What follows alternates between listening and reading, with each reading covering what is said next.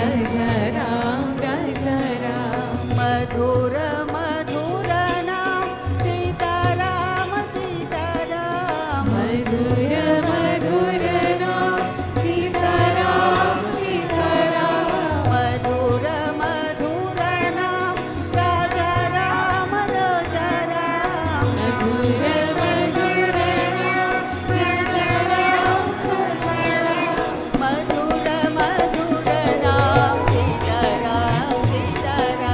मधुर मधुर नाम सीताराम सीताराम मधुर मधुर नाम सीताराम सीताराम मधुर मधुर नाम सीताराम सीताराम मधुर मधुर नाम सीताराम सीताराम मधुर मधुर नाम सीताराम सीताराम मधुर मधुर नाम सीताराम सीताराम मधुर मधुर नाम राजा राम राजा राम मधुर मधुर नाम राजा राम राजा राम मधुर मधुर नाम सीताराम सीताराम मधुर मधुर नाम सीताराम सीताराम मधुर मधुर नाम राजा राम राजा राम मधुर मधुर नाम राजा राम राजा राम मधुर मधुर नाम सीताराम सीताराम मधुर मधुर नाम सीताराम सीताराम मधुर मधुर नाम राजा राम राजा राम मधुर मधुर नाम राजा राम राजा राम मधुर मधुर नाम राधे श्याम राधे श्याम मधुर मधुर नाम राजा राम राजा Ram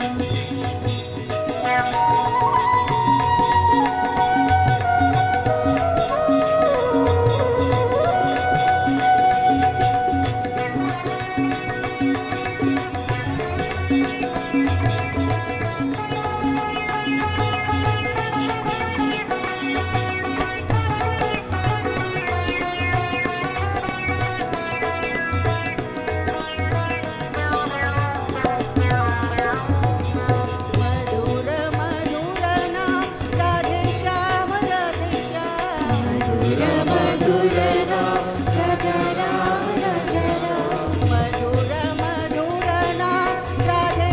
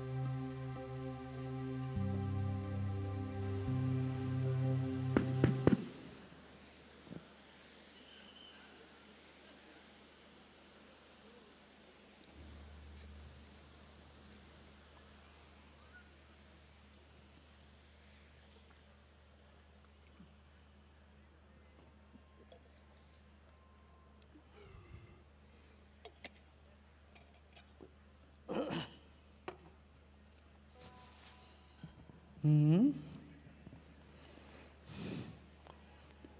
So we start with meditation and then we'll talk other thing. Okay.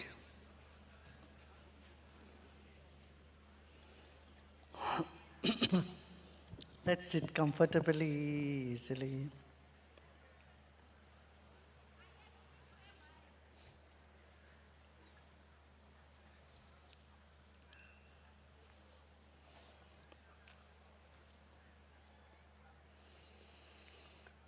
With our spine erect, body relaxed.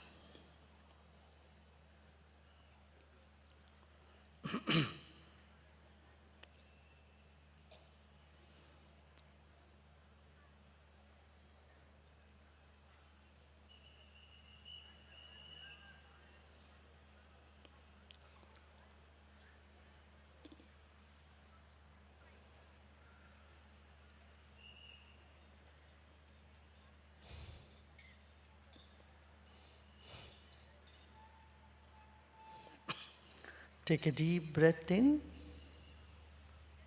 and breathe out. Another deep breath in and breathe out. Another deep breath in. Om.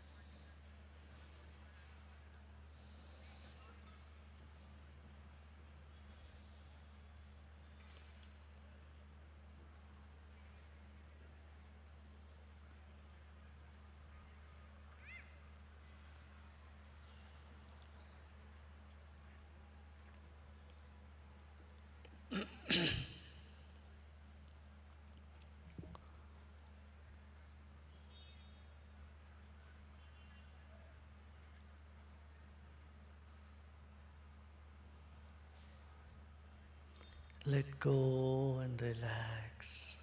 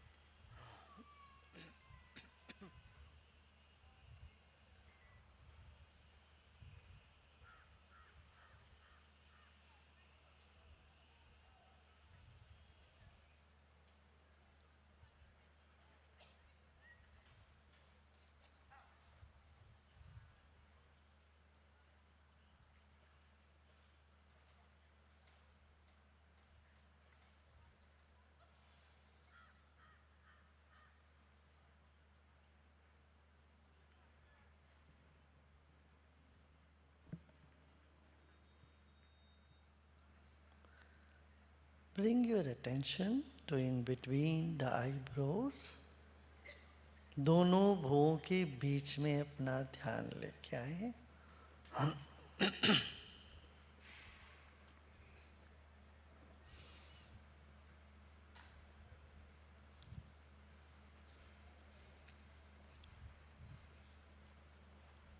Keep your attention in between the eyebrows as though you are breathing in and out from that point.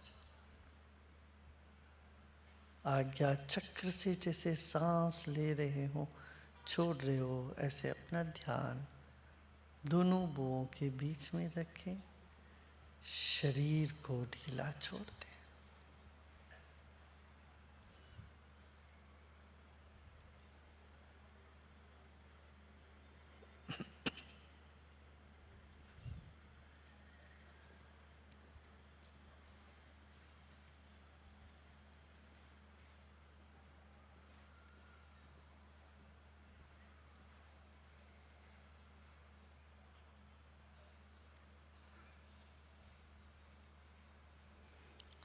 और छोड़ दें, सभी प्रयत्न छोड़ दें.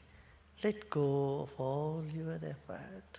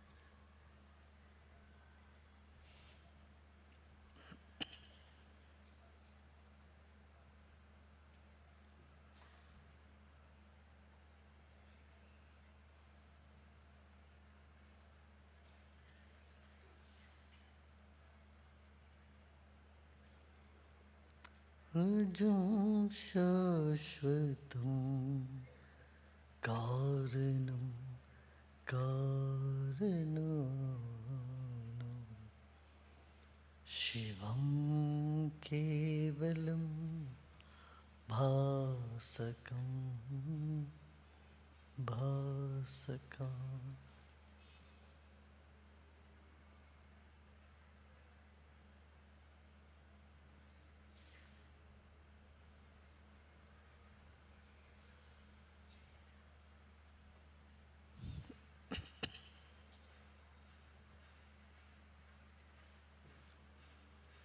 तुरीयं तपः पारमाद्यन्तहीनं प्रपद्ये परं पावनं दैत्वैतहीनम्.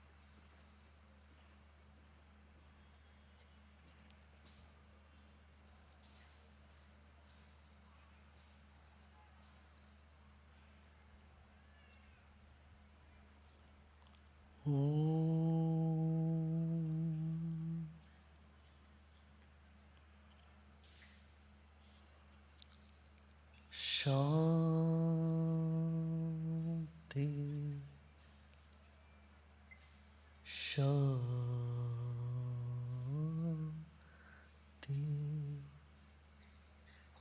Shanti.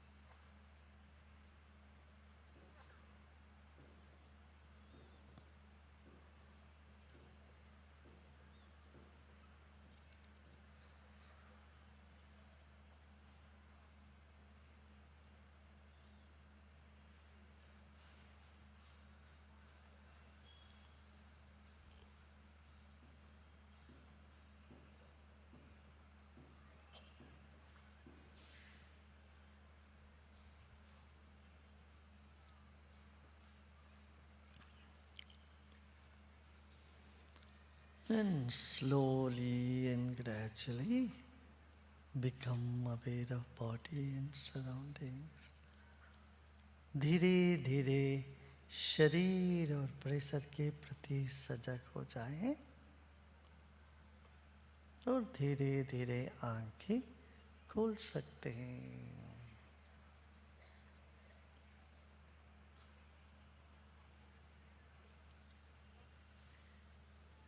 You may gently open your eyes.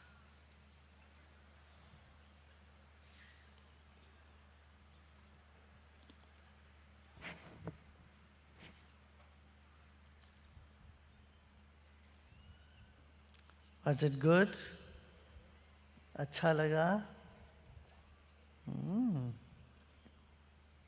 Very good. Kannada first. Kannada or today what? English and Hindi. Okay, go ahead. Jai Gurudev.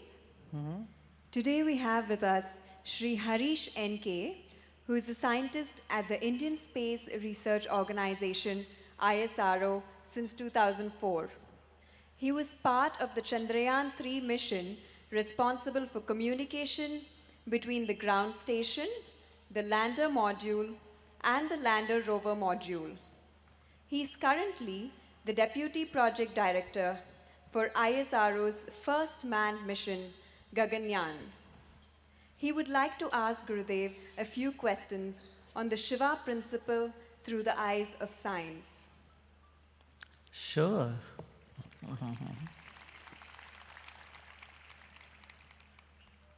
Gurudev, could you speak on the Shiva principle from the point of view of classical and quantum physics? Shiva principle is the summum bonum of whole creation. As you know, through quantum physics, we say everything is vibration. Shiva principle is that general vibration. In vibration, the ancient rishis said two types of vibration. One is the common vibration or the general vibration, and then they said special vibrations. Special vibration are the modified vibration of the general vibration. So, Samanya Spanda, Spanda means waves, vibration. Shiva is called the Samanya Spanda, the common vibration of the whole existence. And earth, water, fire, ether, any object that you perceive, you can see, they are called special vibrations. So, Vishesha Spanda. The Vishesha Spanda is not as important as the common Spanda.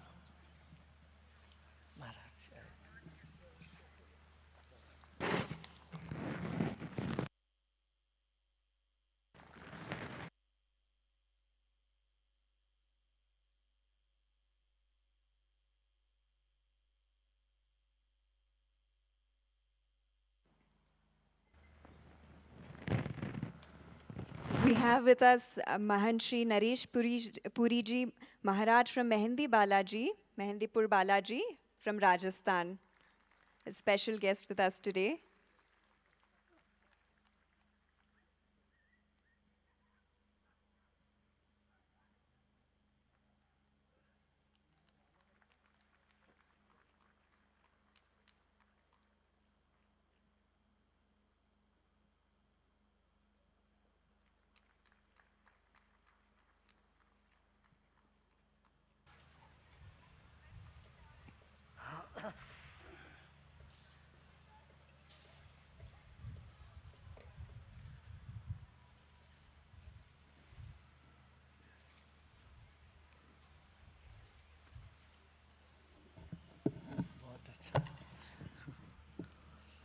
आप चंद्रयान जो गगनयान गए थे, चंद्रयान के scientist हैं, वहाँ से वैज्ञानिक है, तो वो कुछ प्रश्न पूछ रहा है शिव तत्व के बारे में, तो मैं बात कर रहा था.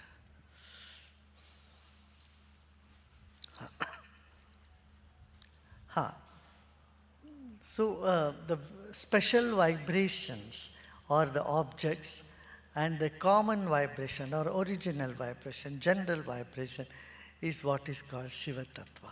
So without Shiva Tattva, there is no other Tattva can exist. Like without space, no object can exist. That is, Shiva is also called Akasha, Chidakash. Chidakash is the space of consciousness in which everything else exists. So even if you want to be away from Shiva, it is impossible.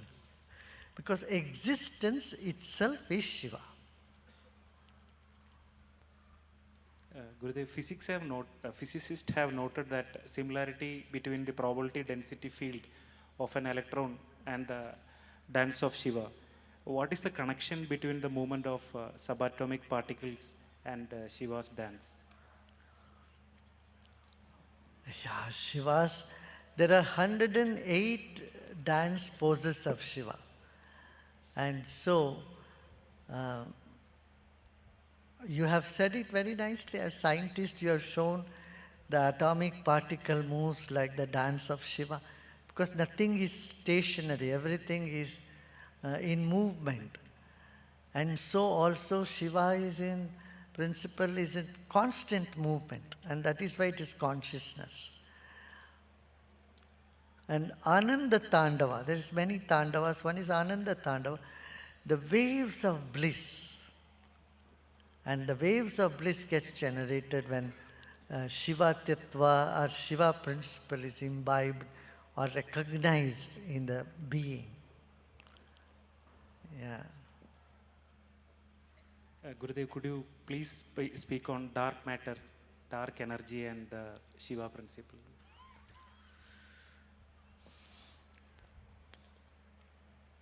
Well,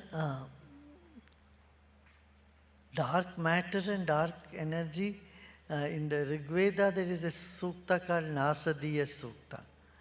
In Nasadiya Sukta it is said, in the beginning there was darkness enveloped by darkness. These people could not understand what is this. When the German scholar Max Muller came to India, he was the one who first translated Vedas into English. Then he said he could not understand what is the dark matter, the darkness enveloped by darkness, and there was water, and there was movement. These are the. But then meditation could reveal this. Rishi Aurobindo completely saw that from the other side of experience. And today scientists have really said, have understood what the ancient principle that said, there was in the beginning there was neither existence nor non-existence. Nasadasi, no sadasi, tadani. You can't say it existed, you can't say it did not exist. And the darkness was surrounded by darkness. So, Actually, Shiva principle cannot be understood by our logical minds. It is beyond that. It's an experiential existence. Gurudev, what is the energy phenomenon that happens especially during Shivaratri?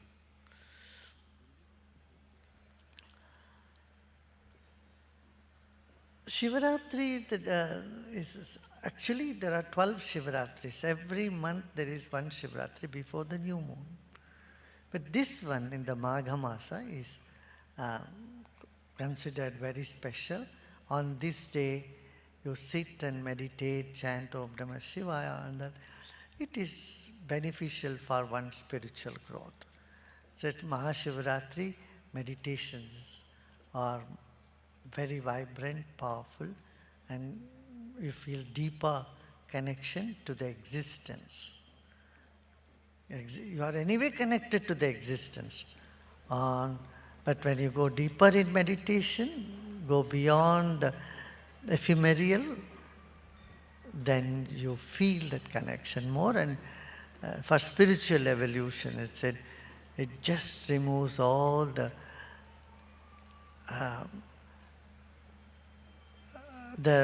mala, avarna and vikshepa, all the impurities in the mind and the veil on the soul.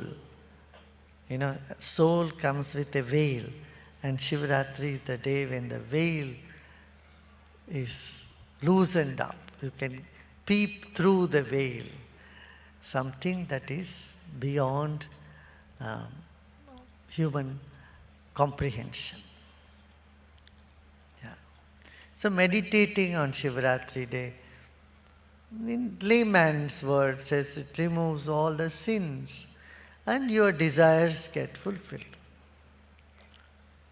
So laymen are said, oh, just do meditation Shivaratri day, chant Om Namah Shivaya, and you wish something and it can happen. So our consciousness is also like computer. Whatever wish you put at a particular condition, the wish manifests.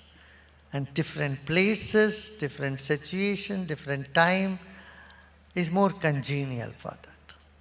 See, for example, when you plant trees or there are fruits which are seasonal. Mango grows only in this season, the summer.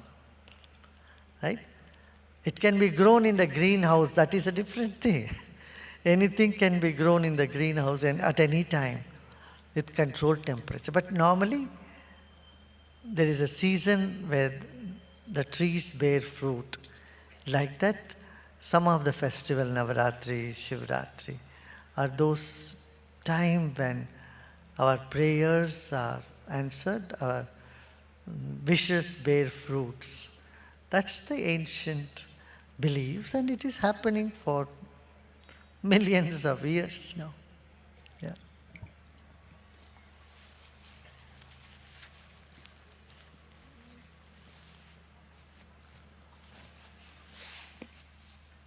Gurudev, when the Devi was born as Daksha's daughter, she couldn't remain as Shiva's consort. But as the daughter of Himavan, as Parvati, she remains as the consort of Shiva. What was the difference?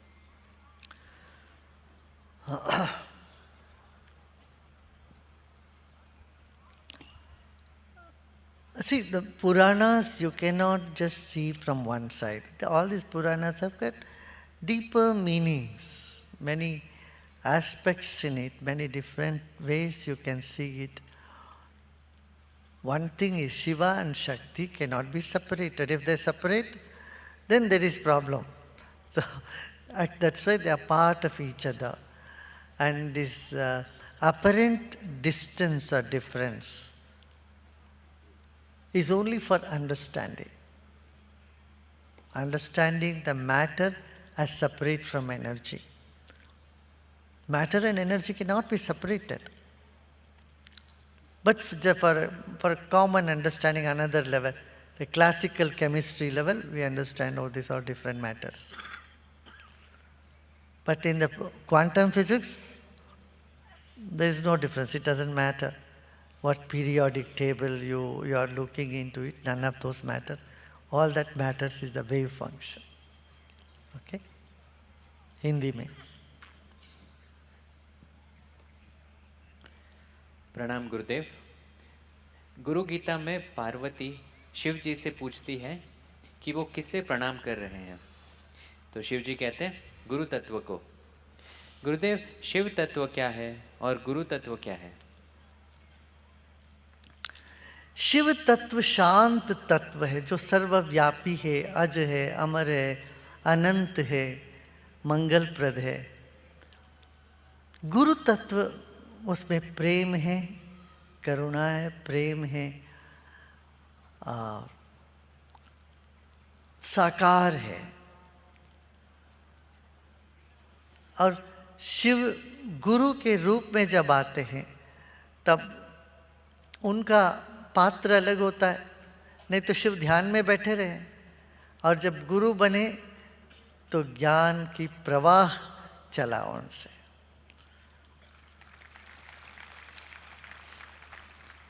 गुरुदेव, शिव जी ध्यानस्थ रहते हैं और अनिकेत है, बिना घर ठिकाने के, पर उनका तो पूरा परिवार भी है। गुरुदेव, आज के गृहस्थ के लिए ये कैसे दर्शाता है? आज के गृहस्थ के लिए बहुत अच्छा उदाहरण है।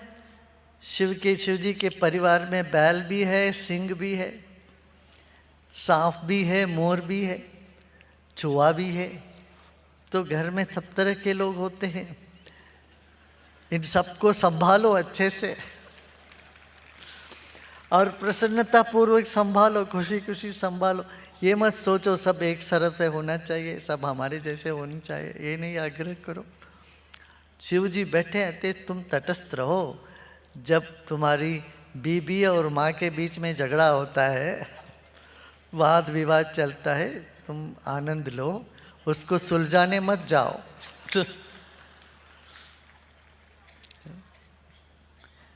गुरुदेव, जो 12 ज्योतिर्लिंग नहीं जा सकते, उन्हें ऐसा क्या करना चाहिए कि उन्हें इन 12 ज्योतिर्लिंगों के दर्शन का पुण्य मिल जाए? तुम बैठो, जहां बैठते हो वहीं तुम ज्योति को पाओ। तुम खुद ज्योति तो है, तुम ज्योति तो हो। अप दीपो भवा, भगवान बुद्ध ने भी ये कहा, शिवोहम शिवोहम। जहां बैठोगे तुम ही ज्योति स्वरूप है। शिव जी को पत्थर के रूप में ना देखे, उनको ज्योति के रूप में देखे, इसीलिए ऋषि मुनियों ने ज्योतिर्लिंग कहा। लिंग को भी ज्योति के रूप में देखो बोला। ये कहानी ऐसी है पुराणों में, ज्योति का स्तंभ दिखा और उसका ना पैर दिखा, ना उसका अंत दिखा, ना उसका सिर दिखा। तब ब्रह्मा और विष्णु को भी शिव जी का रूप ऐसे ही दर्शन, शिव जी का ऐसा ही दर्शन हुआ जैसे ज्योति का पुंज, एक स्तंभ। तब ये कहाँ से शुरू हुआ ये देखने चले करके ब्रह्मा नीचे गए और विष्णु बोले अच्छा मैं ऊपर जाता हूँ। नहीं, वो रिवर्स है शायद। ब्रह्मा गए ऊपर और विष्णु नीचे गए देखने। हजारों साल तलाश करते करते, हजारों मील, कोसों मील जाने के बाद भी मिला नहीं तो थक के वापस आ गए। जब वापस दोनों आए तो बोले नहीं, मैंने सिर नहीं देखा। उन्होंने कहा मैंने पाँव नहीं देखा। तब शिव को बोलते अनादि अनंत ज्योति है, वो ज्योति स्वरूप है। वो कैसे? ध्यान गम्यम। बोलते तुम ध्यान में तुमको हम समझ पाएंगे, ध्यान में तुम्हें अनुभव कर पाएंगे, ये कहा। तो शिव जी तब प्रत्यक्ष होके इनको बोलते मैं ध्यान गम्य हूँ, ध्यान करोगे तो मैं तुम्हें पूर्ण रूप से मैं दिखूंगा।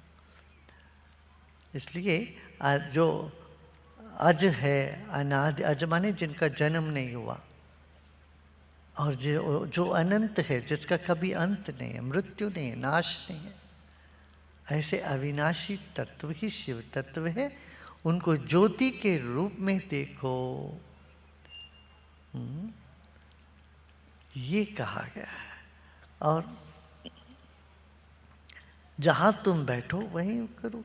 देखो 12 ज्योतिर्लिंग का यही है कि भारत की जो अखंडता को दर्शाने के लिए रामेश्वरम से केदारनाथ तक,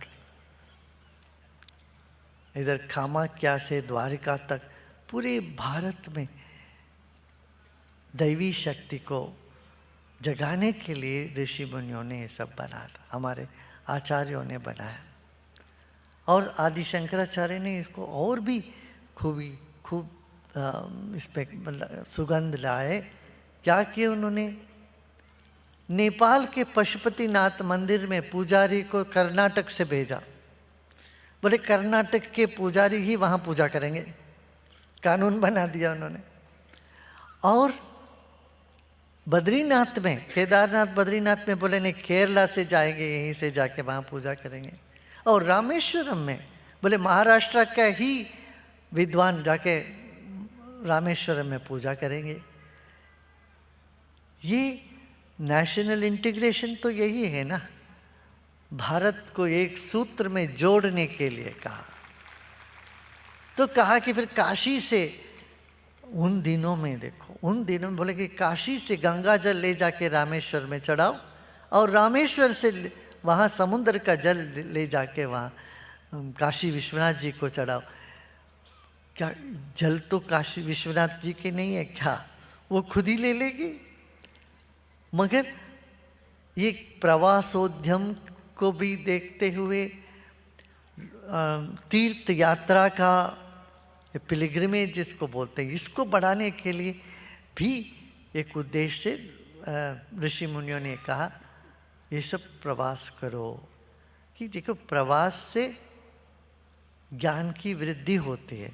तुम एक जगह से दूसरे जगह जाते हो, कई तरह की परिस्थितियों को तुम्हें सामना करना पड़ता है, कई तरह के लोगों से मिलते हो, उनसे ज्ञान मिलता है, उनसे कुछ सीखने को मिलता है। क्या करना चाहिए क्या नहीं करना चाहिए ये बोध भी होने लगता है। इस कारण से भी कहा गया है कि प्रवास करो। हाँ?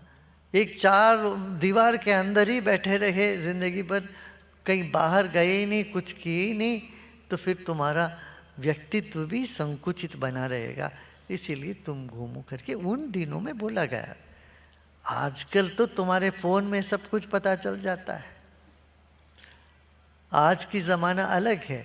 उन दिनों में ना कोई ऐसी कोई कम्युनिकेशन सिस्टम्स थे, तब घूमना फिरना ये सब कहा गया। किनको? युवाओं के लिए, मध्य वयस्कों के लिए। ये नहीं कहा कि तुम बूढ़े वृद्धाप्य में, वृद्धावस्था में जाके सब तीर्थ यात्रा शरीर को कष्ट दे के करो। नहीं, शरीर को कष्ट देना उतना ही पाप है जितना दूसरों को कष्ट देना। ताकि वो परमात्मा हमारे शरीर में भी बस रहा है, तो इनको कष्ट दे करके तुम क्या वहाँ जाके मंदिर में मूर्ति में जल चढ़ा के आओगे तब तुमको पुण्य मिलेगा? भूलेंगे, ऐसा नहीं है। जहाँ बैठो वहाँ पर स्मरण मात्र से तृप्त हो जाते हैं। भोलेनाथ इसलिए कहते हैं, वो भोलेनाथ की जो अदृश्य शक्ति।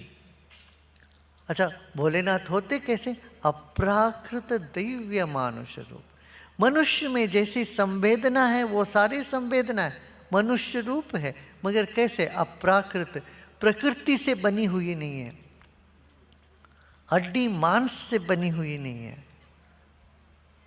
कोई तो बोलते हैं कि अज्ञानी लोग, कोई तो मूर्ख के कहते हैं कि 15,000 साल पहले शिवजी बैठे थे कैलाश पर्वत पर। इससे बेवकूफ़ी चीज़ कुछ नहीं कहना कि समय में ईश्वर जी को बांध देना।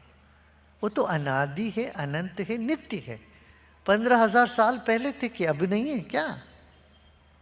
विकार, इस तरह से समय में जो परिवर्तन हो जाता है उसको विकार कहते हैं। विकार रहित है ईश्वर। ईश्वर में कोई विकार नहीं है। समय उनको छू नहीं सकता, ऐसे प्रकाश, ऐसे ऊर्जा नित्य है। हाँ, वो छिप जाती है। 5 कृत्य है ईश्वर का, क्या? सृष्टि, सृजन, सृजन करना, पालन करना और प्रलय करना, फिर अनुग्रह करना और तिरोभाव हो जाना। तिरोभाव माने छिप जाना। ईश्वर ही सबके हृदय में छिपा हुआ है, जिस नजर से देखो तो दिख जाएगा। संतों से छिपता नहीं है, संतों से चिपक जाता है। ईश्वर संतों के नजर से छिपता नहीं। ऐसे ईश्वर प्रत्यक्ष रूप में रहते हैं।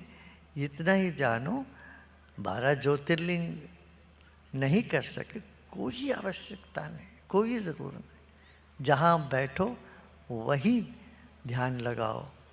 ओम नमः शिवाय को तो यहीं पर अनुभूति होने लगता है।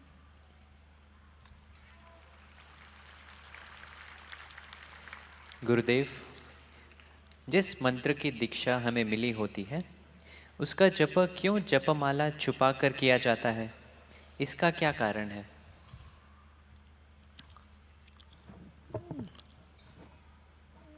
जप माला को छिपा के करने का कारण यह है कि तुम नहीं तो माला देख देख के करोगे, अच्छा और कितना देर होगा, और कितना बचा है। आपका मन बहुत हिसाब किताब वाला है, तो मन भागता दौड़ता रहता है, और कुछ नहीं तो सलाखें गिनते रहते हैं इधर उधर के, या माला गिनते हैं, या छत पर क्या है वो देखते रहते हैं। नज़र इधर उधर जाए, कहीं नहीं जाके तो माला में जाए तो माला को देखते रहता है, अभी आधा हुआ, अभी और बाकी है, और इतने तो जपना कर पड़ेगा। नहीं, इसलिए माला फिरता रहे, आंख बंद रहे, मन अंतर्मुखी रहे और जगे रहे, अनुभूत इसको अनुभव के स्तर पर उतारे। ये अनुभूत विषय है, तो लोगों ने कहा मंत्र को, माला को दिखाओ मत। ऐसे कुछ शाखाओं में ऐसे कहते हैं, बाकी सब ऐसा कोई जरूरी नहीं है। यदि तुम अंतर्मुखी होने लगते हो, माला खुला भी रख, कोई दिक्कत नहीं। देखिए, अलग अलग संप्रदाय है, अलग अलग विचार है। कुछ संप्रदाय में इस तरह से करते हैं, बाकी में तो ऐसे जापते हैं। और आगे चल के क्या, अजपा जप में उतरना है। हाँ? माला कर का मन का छोड़कर मन का फेर, ये बात आ जाती है। कर का मन का अपने आप छूट जाती है, और मन ध्यानस्थ होने लगते हैं। मन चलेगा जाप। तो उसमें भी श्रेष्ठ है शब्दों में बोल के करना, उससे बेहतर है उपांशु माने सिर्फ होठ हिलता है, शब्द नहीं बाहर आता, अंदर ही अंदर। और उससे भी मानसिक पूजा माने जहाँ पर कोई शब्द नहीं है, होठ भी नहीं हिल रही है, जीभ भी नहीं हिलता, शरीर नहीं हिलता, मन ही मन में मंत्र चलते हैं, वो सबसे श्रेष्ठ कहा गया। कल हम लोग सुनेंगे, शिव जी खुद बोलते हैं कि कैसे शिव की पूजा होनी चाहिए। योग वशिष्ठ में आपने पढ़ा तो होगा, योग वशिष्ठ में वशिष्ठ जी को शंकर जी का वो उपदेश है, वो कहानी शिव मानस पूजा कैसे होती है, इस पर कल अपना विचार करें। जय गुरुदेव। महाशिवरात्रि में मैं एकदम तल्लीन होना चाहता हूँ।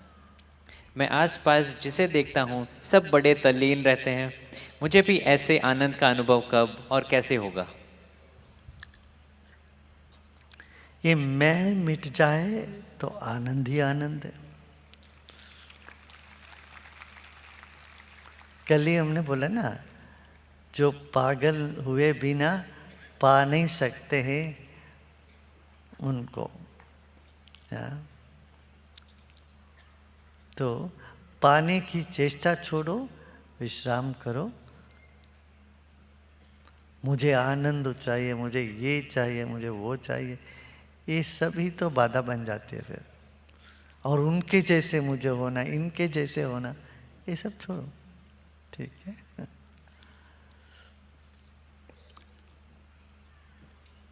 महाराज जी से हम निवेदन करते, वो 2-4 शब्द बोले, सबको आशीर्वाद दें।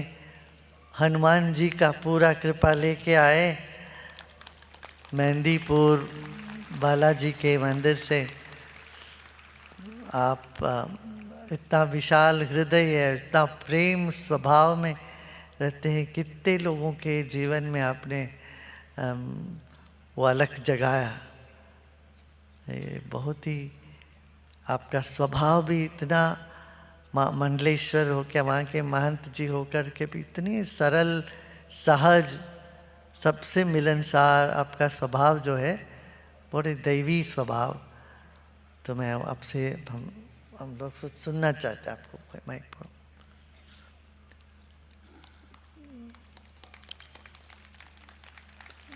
Maharaj ji has come from a place called Mehndipur in Rajasthan, where there is a Lord Hanuman temple is there and Bhairav temple. And आप कितने परंपरा में कितने हैं, कितने वर्षों से? 13 पीढ़ियाँ होगी, करीब 1000 वर्ष। About 1,000-year-old establishment. He is the 13th pontiff of that mutt, of that organization, and 13th pontiff. And he's very simple, very natural, and hundreds and thousands of people come to the temple to get blessings and to get healing and get better. And he's with us, and he was with us in Navaratri also, now in Shivaratri also. He's with us, he'll be here, he has been here for a few days, and he would like to give you some blessings.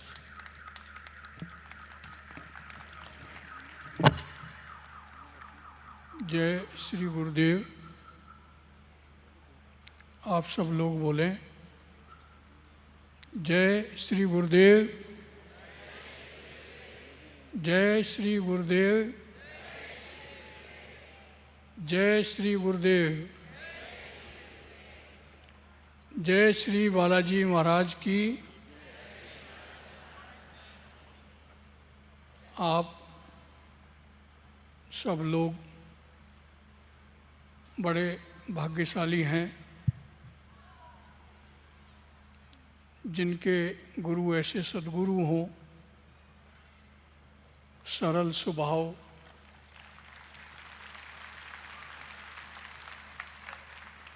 रात दिन अपने ही भक्तों की चिंता करते हैं और चिंतन करते हैं। इतना सौम्य स्वभाव कि मैं भी मोहित हो गया। ये सच है। श्री बालाजी महाराज की महान कृपा के कारण मैं भी यहाँ तक पहुँचा हूँ, और जो अद्भुत यहाँ की व्यवस्थाएं, यहाँ के भक्तजनों का प्रेम गुरुदेव के प्रति, वह मुख से वर्णन करने लायक नहीं है। अद्भुत है। चारों तरफ ऊर्जा ही ऊर्जा है। ये इनकी तपस्या का फल है। आप सब लोग यहाँ एकत्रित हैं, बड़े दूर दूर से लोग आए हैं। केवल इसलिए कि गुरु जी के दर्शन हो, गुरु जी के वचन सुने। अभी एक भाई ने प्रश्न किया था कि शिव तत्व और गुरु तत्व में क्या फ़र्क है। गुरुदेव ने उसका बहुत अच्छा वर्णन किया, लेकिन एक छोटी सी कहानी सुनाता हूँ आपको कि आजकल के शिष्य और गुरु थोड़े अलग होते हैं। तो काशी में एक गुरुजी थे और वहाँ से वो शिष्य पढ़ लिख के आए थे गुरुजी के पास से, ज्ञान लेके आए। एक किसी सभा में गुरुजी को आना था और उन शिष्यों को भी आना था। शिष्य ऐसे थे कि गुरुजी आए होंगे, कोई बात नहीं, गुरुजी को नमस्कार मैं क्यों करूं, गुरुजी करें। ऐसे भी शिष्य थे। जैसे रावण था,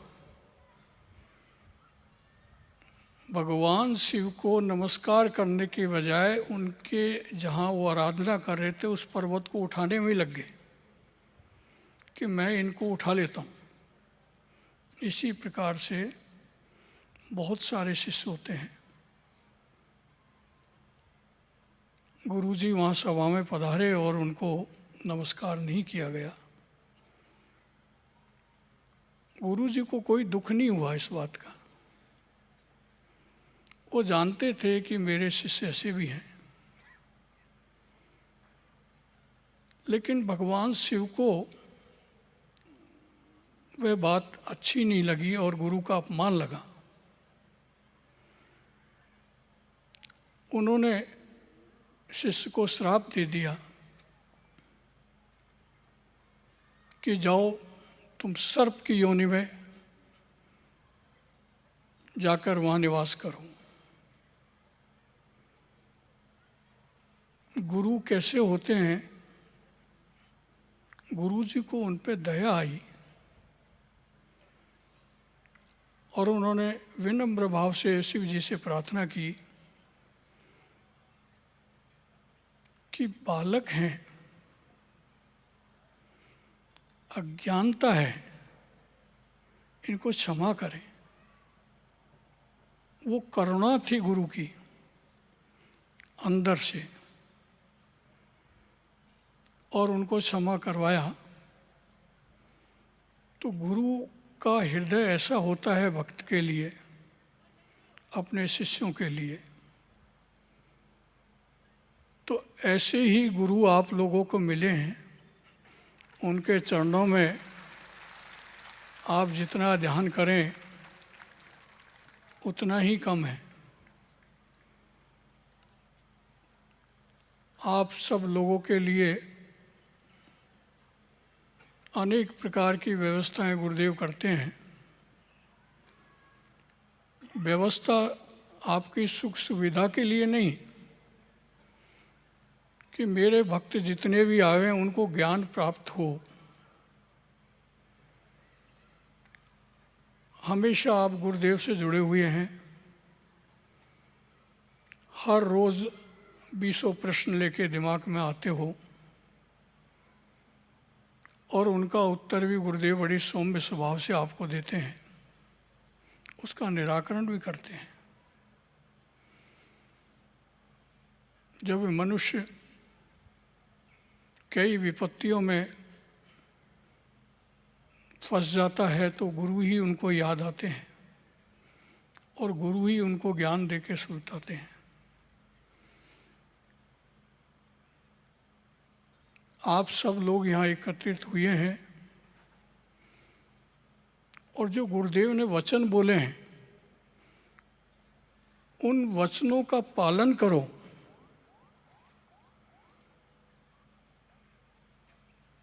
तब तो उसका आने का फल और गुरुदेव की शरण में जो तुम लोगों ने ज्ञान प्राप्त किया है उसका फल। अक्सर क्या होता है कि रामायण में, भागवत में सब भीड़ होती है, खूब भीड़ होती है, सब लोग तालियां बजाते हैं, लेकिन उन सब ज्ञान को फॉलो नहीं करते। तो इनके जो वचन हैं उनको हृदय में विराजमान करो और उसके अनुसार चलो, तब तो आप लोगों का आना यहाँ बहुत सार्थक होगा। बस मैं इतना ही मेरे शब्दों को विराम देता हूँ। जय श्री बालाजी महाराज, जय श्री गुरुदेव, धन्यवाद।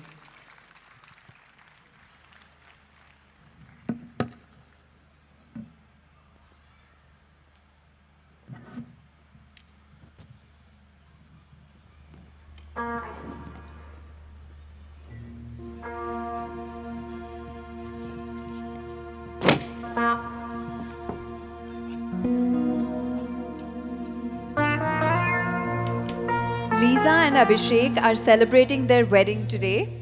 We will have a cake cutting ceremony now.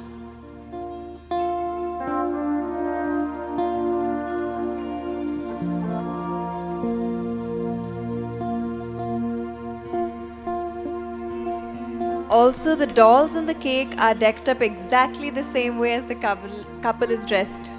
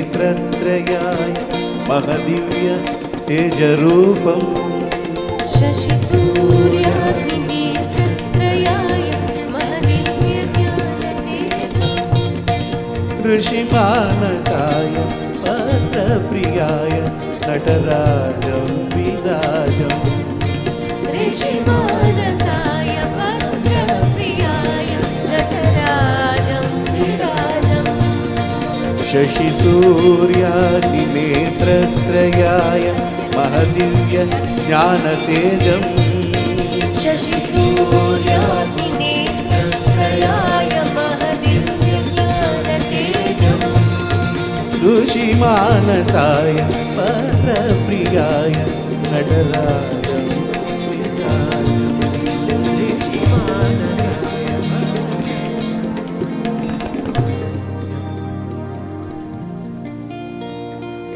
Hello. Yeah.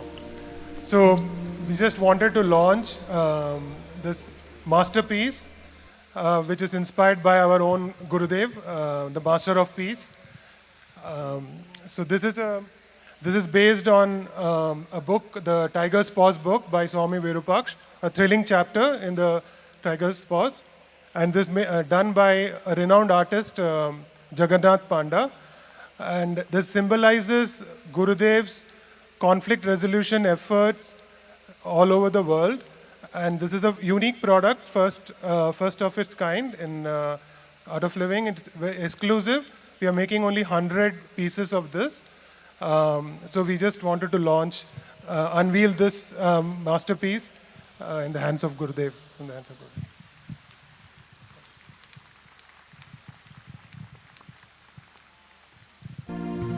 शशिसूर्याग्निनेत्रत्रयाय महदिव्य ज्ञानतेजम् शशिसूर्याग्निनेत्रत्रयाय महदिव्यज्ञानतेजम् ऋषिमानसाय परप्रियाय नटराजं विराजम् ऋषिमानसाय परप्रियाय नटराजं विराजम् गंगाधराय गौरीश्वराय चर्मांबराय नमः गंगाधराय गौरीश्वराय चर्मांबराय नमः गणसेविताय गुणपूजिताय नटराजं विराजम् गणसेविताय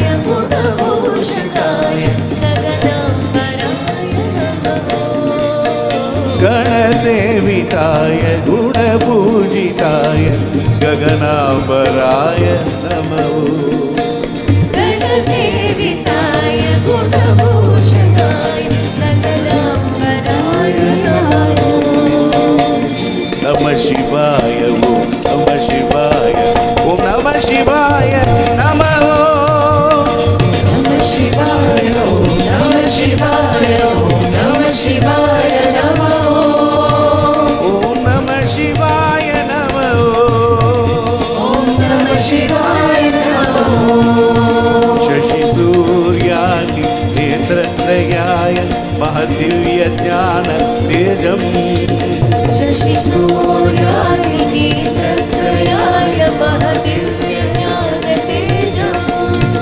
ऋषिमानसाय पत्रप्रियाय नटराजं विराजम् ऋषिमानसाय परप्रियाय नटराजं विराजम् गंगाधराय गौरीश्वराय चर्मांबराय नमः गंगाधराय गौरीश्वराय गगनाम्बराय नमः गुणसेविताय गणपूजिताय नटराजं विराजम् गणसेविताय गुणभूषिताय गगनाम्बराय नमः ॐ नमः शिवाय ॐ नमः शिवाय ॐ नमः शिवाय नमः नमः शिवाय ॐ नमः शिवाय ॐ नमः शिवाय नमः ॐ नमः शिवाय नमः नमः शिवाय नमः ॐ नमः शिवाय ॐ नमः शिवाय ॐ नमः शिवाय नमः नमः शिवाय ॐ नमः शिवाय ॐ नमः शिवाय नमः ॐ नमः शिवाय नमः नमः शिवाय नमः ॐ नमः शिवाय नमः नमः शिवाय नमः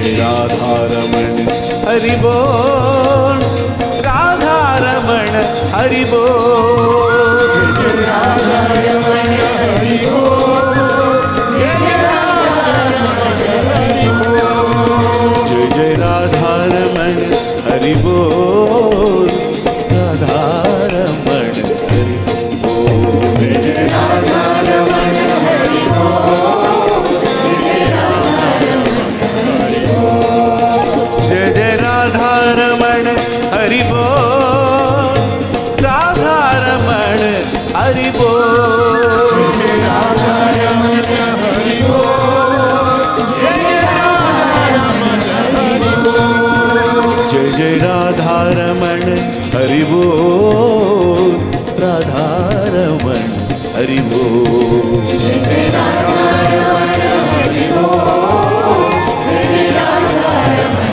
हरि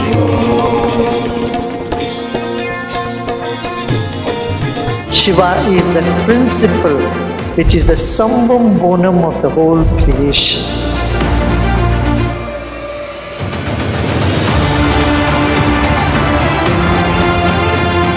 अस्तु नीलग्रीवाय सहस्राक्षाय मेषुषे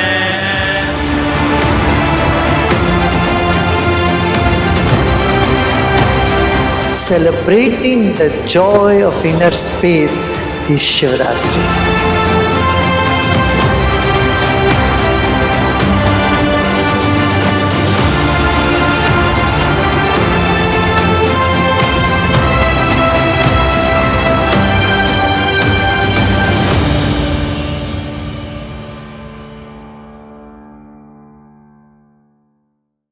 बजे महावीर हॉल में होगा.